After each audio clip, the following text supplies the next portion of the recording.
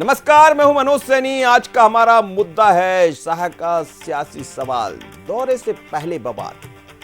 अमित शाह 23 अगस्त को छत्तीसगढ़ दौरे पर आ रहे हैं। उनके साथ आने से पहले ही प्रदेश की सियासी सरगर्मियां तेज हो गई। कांग्रेस के प्रदेश अध्यक्ष ने शाह को एक चिट्ठी लिखकर 5 सवाल पूछे, जिसे लेकर जमकर राजनीतिक बवाल मचा हुआ। देखिए ये खास। छत्तीसगढ़ में बीजेपी की सरकार बनने के बाद 8 महीने में अमित शाह चौथी बार प्रदेश के दौरे पर आ रहे हैं। उनके दौरे से पहले कांग्रेस ने सवालों की बौछार कर दी है।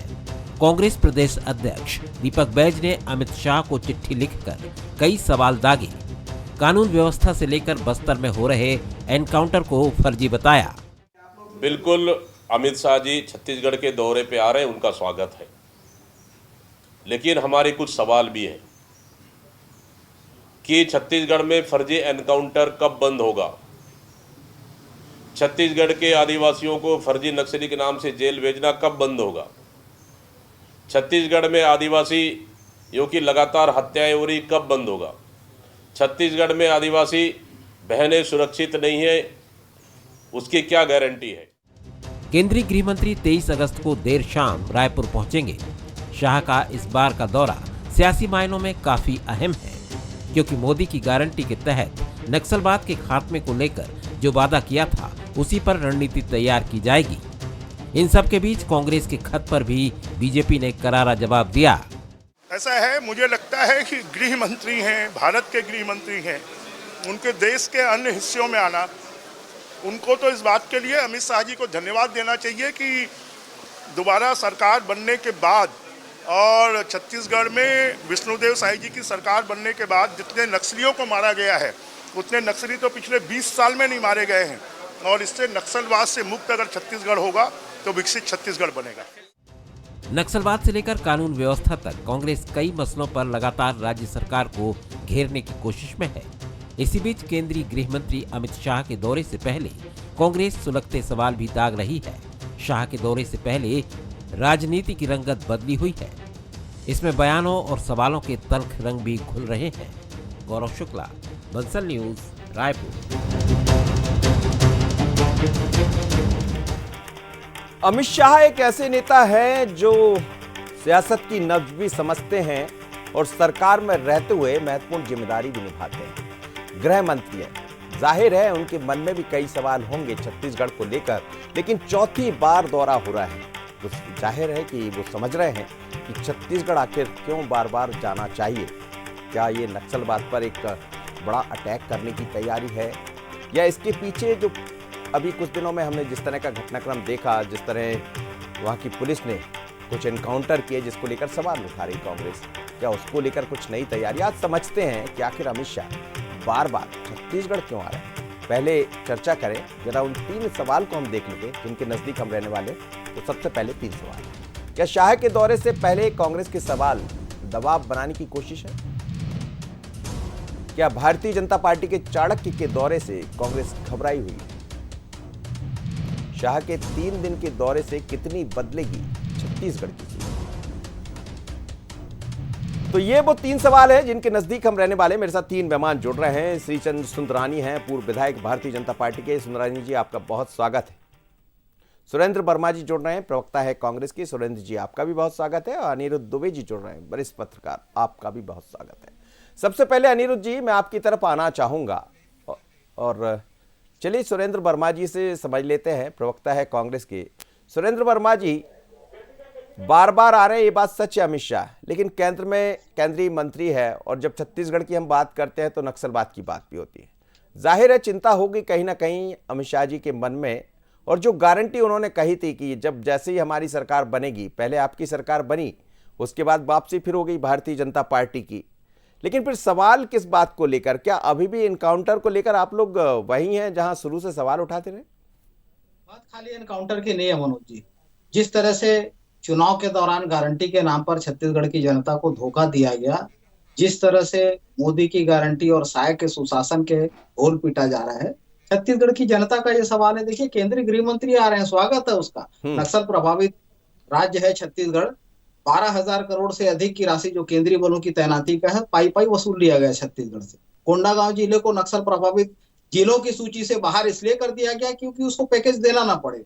जिस प्रकार से फर्जी एनकाउंटर, ये कांग्रेस का ही आरोप नहीं है, सर्ववादी समाज ने राजभवन में ज्ञापन दिया प्रमाणों के साथ। जो जो निर्दोष आदिवासी 30 से ज्यादा संख्या है, कोयलीबेड़ा के, बीजापुर के, आपने लगातार देखा किस प्रकार से भी हाल ही में जो एनकाउंटर हुए उसके खिलाफ जो उनके परिजनों ने उनका आधार कार्ड, मनरेगा जॉब कार्ड और तमाम प्रमाण प्रस्तुत किए। जो तेंदुपत्ता तोड़ने, रस्सी बांधने की रस्सी लेने गए थे जंगल में। तो भारतीय जनता पार्टी से और डबल इंजन की सरकार से छत्तीसगढ़ की जनता और खासतौर पर आदिवासी समाज ये पूछना चाहता है कि ये टेरर फंडिंग का आरोप लगाते हैं। एनआईए जो है, मार्च से वो मामला चल रहा है, उसमें 5 गिरफ्तारियां भी हुई है, लेकिन भारतीय जनता पार्टी के पूर्व मंत्री के भाई पेखन गांगड़ा और भाजपा के जिला उपाध्यक्ष को क्यों क्यों किसके संरक्षण में बख्शा गया है? उनसे आज तक पूछताछ नहीं हुई। 91 लाख रुपया टेरर फंडिंग का उसी ठेकेदार से जिस पर देने का आरोप है 5 आदिवासियों पर, वो सही है गलत है ये जांच का विषय है, लेकिन एनआईए का संरक्षण किसके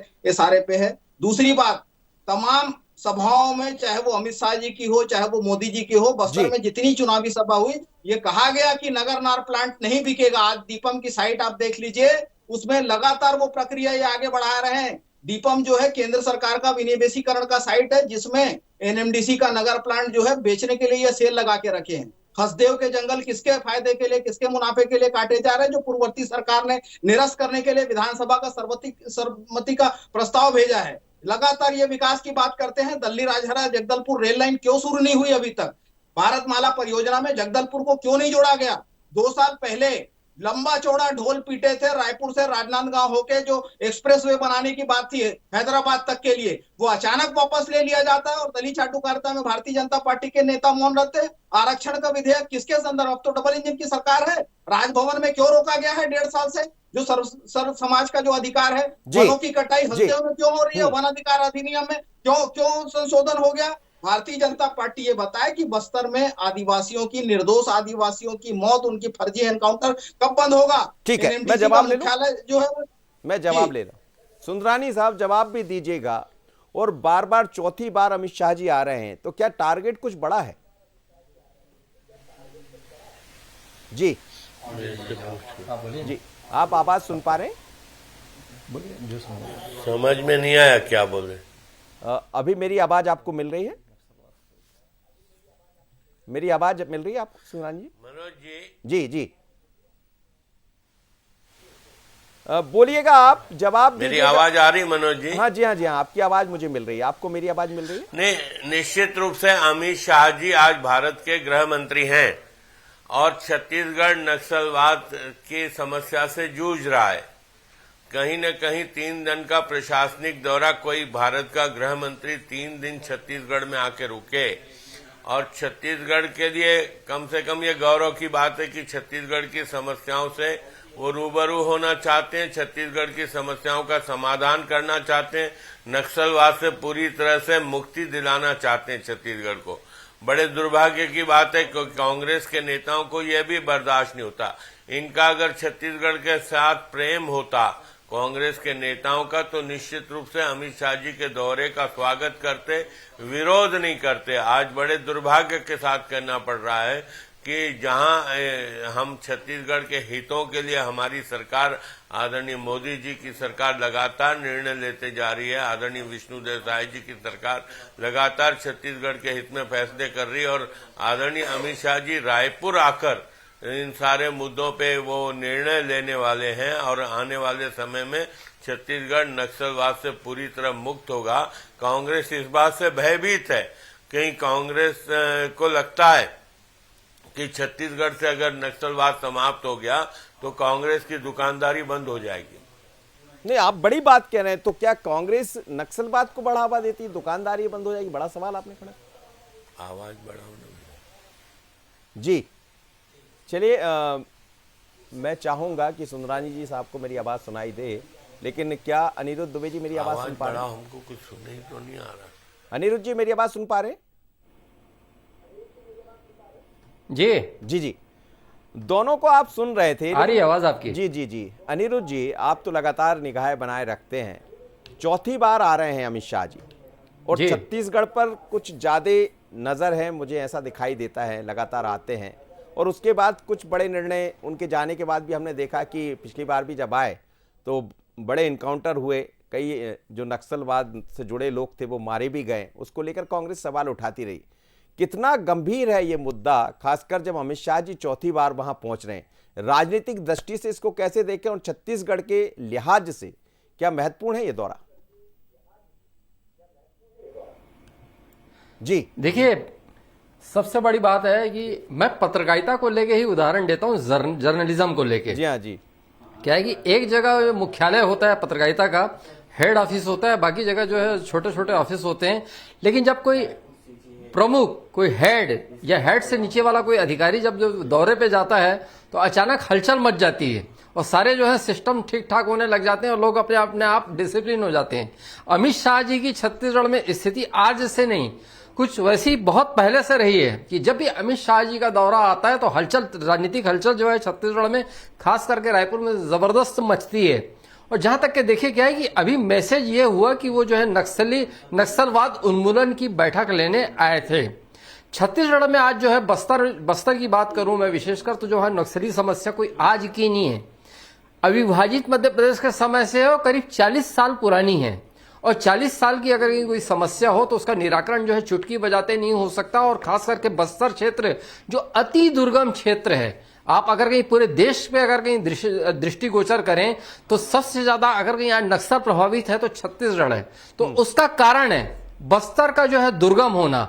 मतलब वहां पे तो अबूझमाड़ एक ऐसा क्षेत्र है कि उसका नाम ही अबूझमाड़, जिसको कोई बूझ ना पाए। तो कहने का आशा है कि अमित शाह जी ने उसका संकल्प लिया है। और चाहे विधानसभा चुनाव रहा हो या फिर लोकसभा चुनाव रहा हो, जब वहां पे अमित शाह जी की सभा हुई बस्तर में, चुनावी सभाएं हुई, तो उन्होंने नक्सलवाद को जो है खत्म करने का जो वादा किया और आज बस्तर को जो है, बस्तर के लोगों ने बीजेपी पे विश्वास भी किया। तो निश्चित रूप से अब जो है कायम रखने की जिम्मेदारी बनती है उस विश्वास को लेके कायम रखने की जिम्मेदारी होती है। तो कहीं ना कहीं जो है उनके जब भी दौरे होते हैं तो नक्सलवाद उन्मूलन जो है एक मुद्दा रहता है। और ये सरकार नक्सलवाद को लेकर गंभीर नजर आ रही है और तरह तरह के मिशन भारतीय जनता पार्टी की सरकार के चलते दिखाई भी दे रहे हैं। नहीं, लेकिन क्या ये जो मुद्दा, जिस मुद्दे की तरफ कांग्रेस सवाल उठाती रही है इनकाउंटर को लेकर, ये क्या अमित शाह जी के दौरे के आने के बाद ये कहीं इसकी दिशा कुछ और होगी क्या? देखिए, जहां तक कि कांग्रेस की बात है, कांग्रेस की बात है, अभी आज जो सामने आई आपके चैनल के माध्यम से, तो वो दीपक बैज जी जो प्रदेश कांग्रेस अध्यक्ष हैं, खुद बस्तर को बिलोंग करते हैं और जो चित्रकूट जहां से वो विधायक रहे और बस्तर से पूर्व में सांसद भी रहे, तो उस क्षेत्र में भी कहीं ना कहीं नक्सलवाद की जो है धमक रही है, आज भी है।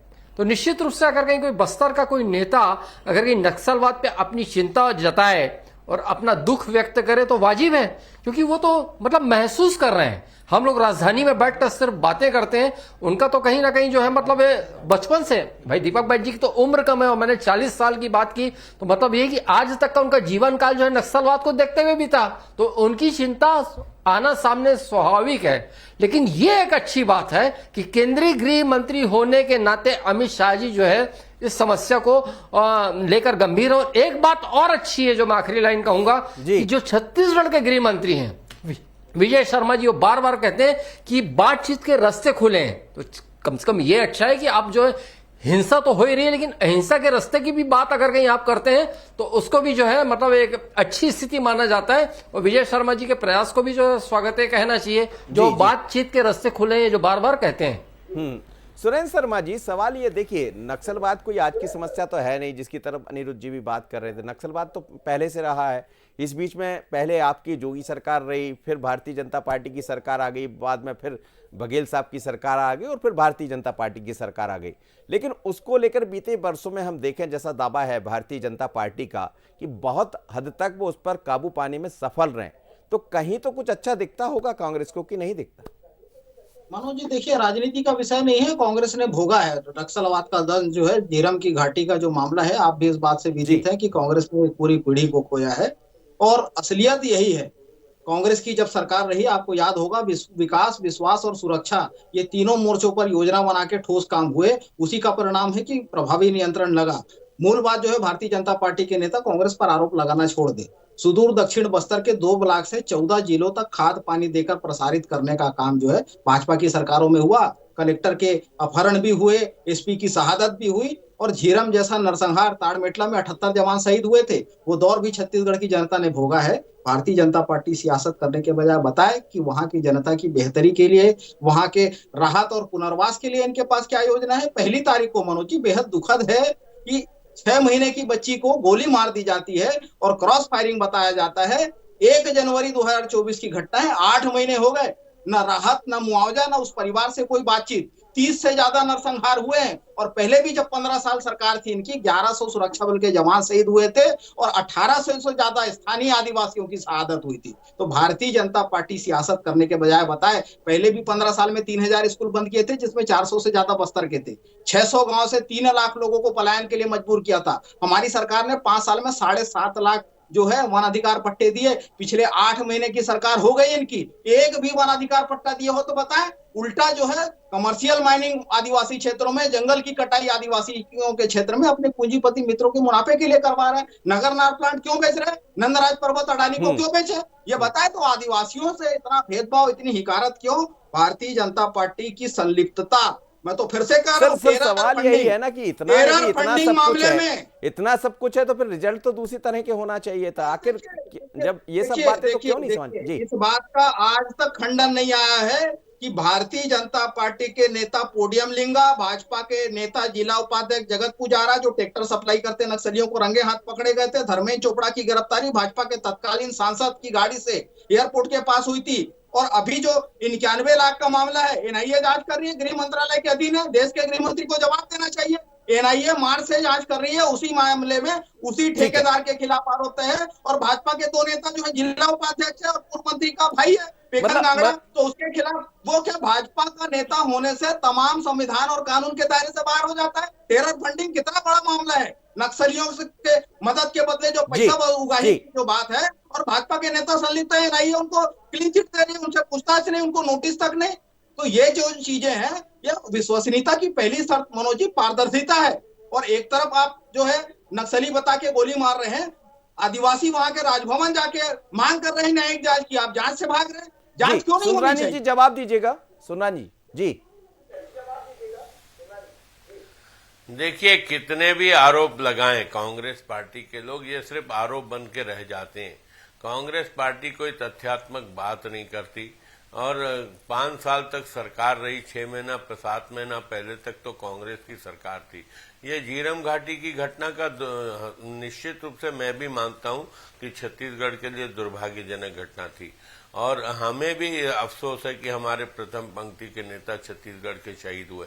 लेकिन झीरम घाटी के सबूत तो लेके भूपेश बघेल जी घूमते थे और ये भारतीय जनता पार्टी पे आरोप लगा रहे। क्यों नहीं वो सबूत पेश करते? 5 साल सरकार में रहते हुए भूपेश बघेल जी ने क्या किया? उन आरोपियों को क्यों नहीं गिरफ्तार किया?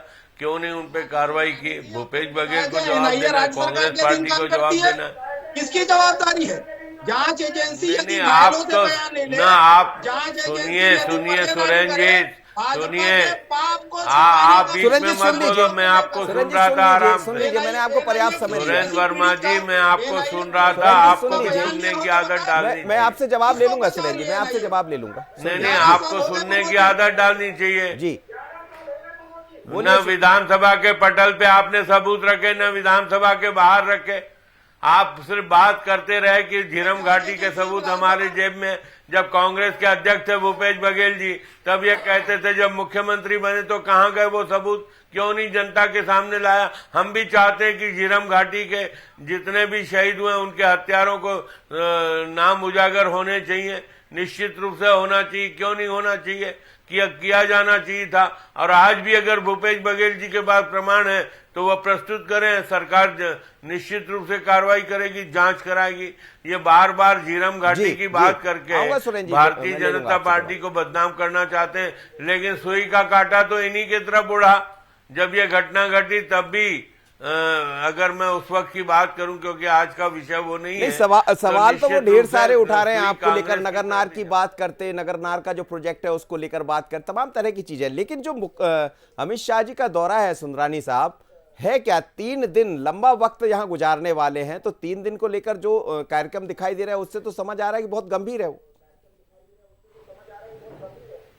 देखिए, छत्तीसगढ़ की जनता ने हमें विश्वास किया। अमित शाह जी की गारंटियां, मोदी जी की गारंटियां, और श्री अमित शाह जी ने बस्तर और पूरे छत्तीसगढ़ का दौरा कर कर जनता को विश्वास में लिया, और जनता के विश्वास की कसौटी पे हम खरे उतरे। सरकार हमारी खरे उतरा, सरकार काम करे, यहाँ के छत्तीसगढ़ के लोगों की भलाई करे, और नक्सलवाद का जो उन्होंने वादा किया था समाप्ति करने का, तो निश्चित रूप से उसी दिशा से जोड़कर हमको देखना चाहिए दौरे को। कांग्रेस को बहुत विचलित होने की जरूरत नहीं है।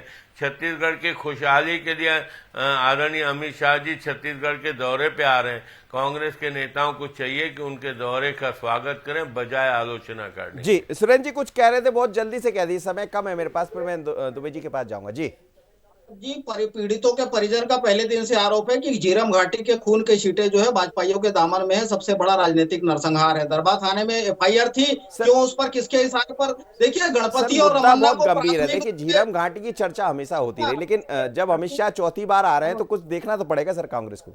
जी बिल्कुल, इनको हिसाब देना है। छत्तीसगढ़ की जनता इस बात का इंतजार कर रही है कि जंगल की कटाई किसके इशारे पर हो रही है, एनएमडीसी क्यों बेचा जा रहा है, नंदराज पर्वत जो है अडानी को क्यों सौंपे। तो आदिवासियों के हित से इनको मतलब नहीं है, केवल डराने के लिए, केवल जांच एजेंसियों का बना के भारतीय जनता पार्टी जो है छत्तीसगढ़ के संसाधनों का सुंदरानी जवाब दे दिए जल्दी से। जी सुंदरानी साहब। देखिए, जो भी आरोप लगा रहे आदरणीय सुरेंद्र वर्मा जी, किसी भी आरोप में दम नहीं है। नगरनार के मामले में सारी स्थिति स्पष्ट हो चुकी है। वो प्रोजेक्ट को हमारी सरकार ने ही स्थगित किया था, और कहीं पे भी किसानों की जमीन जो थी, किसानों की जमीन का कोई सरकार ने उपयोग नहीं किया, उसको हमने रिजर्व रखा था। किसान वहां पे खेती कर रहे थे, इन्होंने लौटाने की बात की। निश्चित रूप से हमने कभी उसकी आलोचना थोड़ी करी। इनकी सरकार एनएमडीसी के नगरनार प्लांट में, एनएमडीसी के नगरनार प्लांट में जमीन लौटाने की बात ही नहीं है इसमें। ये आप गलत बयानी ना करें, निवेदन है मेरा। एनएमडीसी का नगरनार प्लांट जो है उसमें 51%। चलिए सर, अनिरुद्ध दुबे जी, ठीक है सर हो गई, आप दोनों की बात हो गई, मैं दोनों को समझ दें। अनिरुद्ध दुबे साहब, मैं अमित शाह पर ही वापस लौटता हूं। जैसा आपने कहा कि जब कोई बड़ा व्यक्ति आता है तो उसके आने से बहुत सारी चीजें बदलती, निश्चित रूप से आप सही कह रहे हैं। क्या अमित शाह के इस दौरे से जिन चीजों पर सरकारें काम करती रही, चाहे केंद्र की सरकार रही हो या राज्य की सरकार, देखिए नक्सलवाद तो बहुत पुरानी समस्या, लेकिन जो समस्या का हल है वो हल तो कहीं ना कहीं सरकारों के पास ही है। हल दिखाई देगा। देखिए, क्या है कि अभी झीरम घाटी का उल्लेख सुरेंद्र वर्मा जी ने भी किया और सुंदरानी जी ने भी किया। देखिए, क्या है कि झीरम घाटी जो हुई 25 मई 2013 और 2013 दिसंबर में भारतीय जनता पार्टी की सरकार बनी। 2013 से 18 5 साल। 2023 में कांग्रेस की सरकार बनी, 2018 में कांग्रेस की सरकार बनी, 2023 तक 5 साल। झीरम की घटना के बाद 5 साल भारतीय जनता पार्टी की सरकार के निकले, 5 साल जो है कांग्रेस की सरकार के निकले, लेकिन आज तक झीरम घाटी हमले से के जो सच पर से पर्दा नहीं उठ पाया। आज भी वो रहस्य बरकरार है। बात देखिए क्या है कि अब बात थोड़ा सा ये सोचने की है, 13 के समय में यहां पे जो सरकार किसी की थी, केंद्र में किसी की थी, फिर वहां पे मोदी जी की सरकार 2014 में आ गई, लेकिन एक शुरुआती दौर था।